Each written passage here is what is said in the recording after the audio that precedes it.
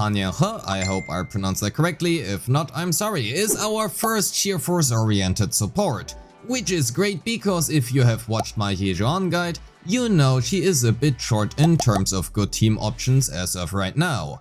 Fortunately, he is not only pretty good for her, but also much less complicated than yixuan is, so let's talk about his kit and how he plays, his best weapons, destroys and destroy sets, his combos, his main and substats, his teams and mindscapes, and lastly, let's also talk about his pros and cons.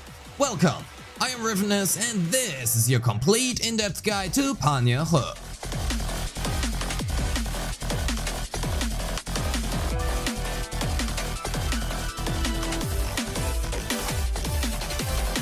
Yinhu is a physical panda Thyron, but more importantly also a support agent disguised as a defense unit.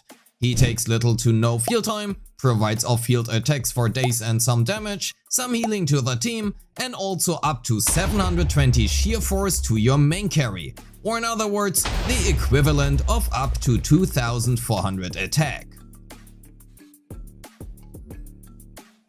So let's talk about his kit and let's start with all the stuff you will never use. His basic attacks, dodge and dodge counter, and also his dash attack. So let's skip them. His assist follow-up, chain attack and quick assist also all do what you would expect them to do, so I will not talk about them any further, but at least you might use them occasionally. His ultimate will deal damage as one would expect, restores a small amount of HP to the entire team, and also applies a healing over time effect which will restore up to 1.6% of the agent's max HP every second for 8 seconds. This totals up to 12.8% max HP, and with most units having around 12,000, that is an additional 1,500 HP. Again, approximated, the actual number depends obviously on the character being healed. yixuan, for example, can easily reach 18,000 HP and above, so it will obviously be a larger amount for her. As for his EX special and core passive, I want to talk about them together because they might as well be one ability at this point.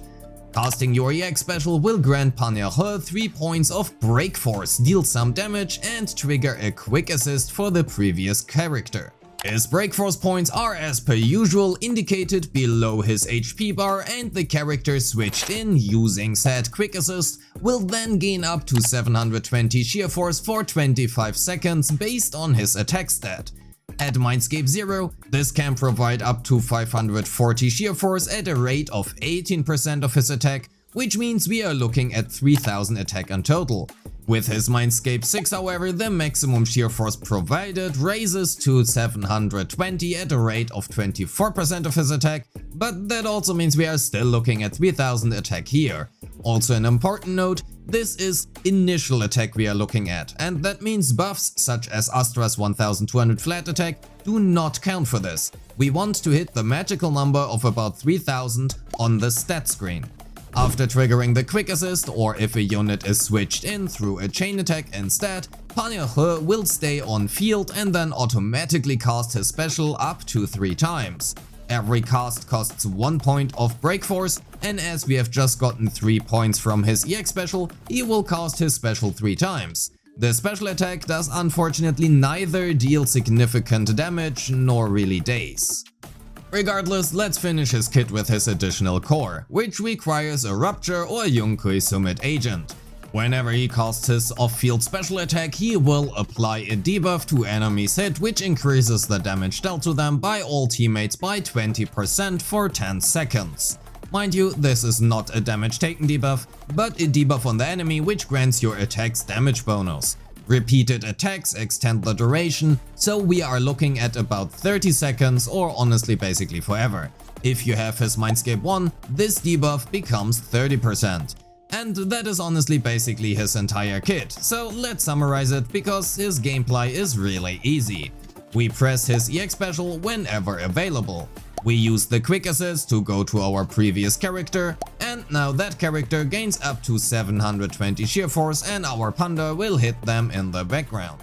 Yeah, no, really, that's it. We press EX and switch him out. So I guess that was our combo section right here. Because we only really care about his sheer force buff and his EX special, his basic investment is honestly pretty cheap. First and foremost, we want to focus on his core skill, then his EX special, into chain and assist, and lastly into basic and dodge. I would actually recommend leaving his dodge and basics at level 1 because we will not use them and that just saves us some resources. Next up are his weapons. Unfortunately, neither his damage nor days really matter that much, but because they are not of too much relevance, we can at least attempt to aim for more days instead, while making sure we can achieve the maximum buff value and also a good uptime on said buff.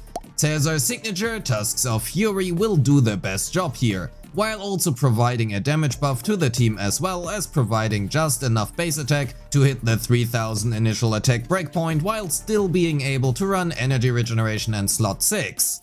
That is a spoiler for later. For other non-attack percent weapon options such as Real Projector and Original Transmorpher, I would still not recommend running attack percent in slot 6, as doing that will have you miss out on at least 1, but sometimes even 2 EX specials and hence also 3 to 6 specials, which will result in less days overall in exchange for a slightly higher sheer force buff. Running ER in slot 6 will lower your buff by about 45 points, as you can see here, and given how a somewhat well-built Yixuan reaches at least 3300 sheer force during combat, that is an increase of about 1.3%, not even accounting for other multipliers. That also means I would instead recommend giving up a little bit of crit rate and crit damage substats in exchange for more attack percent subs. Again, his personal damage does not really matter.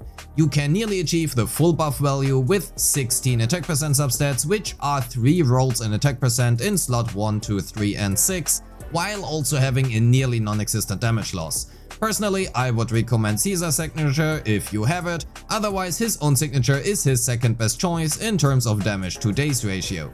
Because his own signature also doesn't really provide any buffs, that mainly means having it at R5 is more personal damage for him, which doesn't really matter in the grand scheme of things.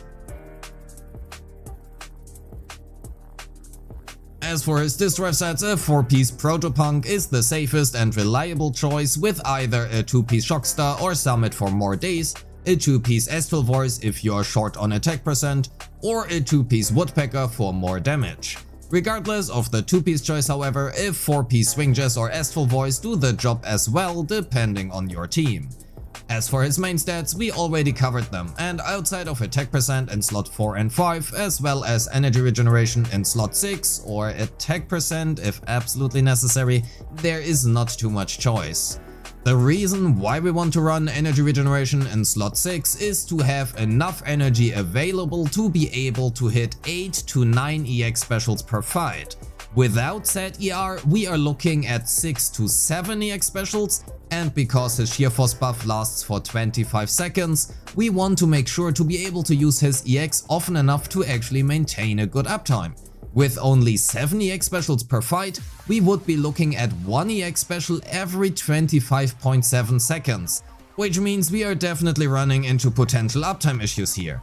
This also depends obviously on the game mode as well as your team, as running a support unit such as Lucy can give up to 20 additional energy to him, which can allow you to run attack percent or even impact in slot 6. As a rule of thumb however, I personally would recommend you to go for energy regeneration. As for his substats, we are looking for attack percent and flat attack until we hit his about 3000 initial attack breakpoint, then crit values and flat pan. With that said, let's talk about his teams, and this section will be pretty short because he literally only has one variation. So I guess let's talk about his team.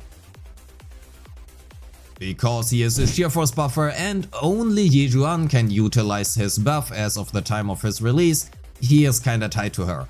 Technically speaking, he does provide a 30% damage bonus to the team, which would equalize him with M6 Pulchra in terms of buffs at least, but at least Pulchra deals significant days. Anyway, because he requires either a Rupture or a Yunhui Summit agent for that to even be active in the first place, that is not an option until the release of Jifufu either.